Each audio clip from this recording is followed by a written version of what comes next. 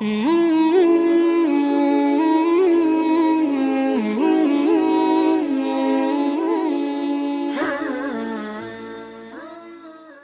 سوال جو رہبر معظم سید علی خامنہ ای سے کیا گیا وہ یہ ہے کہ اگر حصول علم کے اندر کوئی انسان سستی کرتا ہے تو اس کا کیا حکم ہے،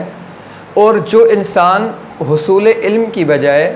ضیاع وقت کرتا ہے یعنی اپنی قیمتی اوقات کو ضائع کرتا ہے تو کیا یہ وقت کا ضائع کرنا حرام شمار ہوتا ہے یا نہیں؟ جواب میں رہبر معظم سید علی حسینی خامنہ ای ارشاد فرماتے ہیں کہ بیکار رہنے اور وقت ضائع کرنے میں اشکال ہے۔ اگر کوئی طالب علم دیگر طلاب کے لیے مخصوص وظائف اور عطیات سے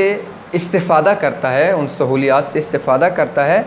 تو اسے اس ادارے کی طرف سے معین کردہ جو درسی پروگرام ہے، جو درسی اس کا ٹائم ٹیبل، اس کے مطابق عمل کرنا ضروری ہوگا۔ اگر وہ عمل کرتا ہے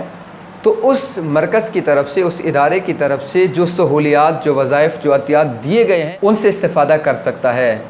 اگر یہ مدرسے کی عطیات ہیں، ادارے کے وظائف ہیں، سہولیات ہیں، ان سے استفادہ تو کرتا ہے، لیکن جو پروگرام انہوں نے بنایا ہے، جو درسی سیٹ اپ انہوں نے ترتیب دیا ہے، اس کے مطابق عمل نہیں کرتا،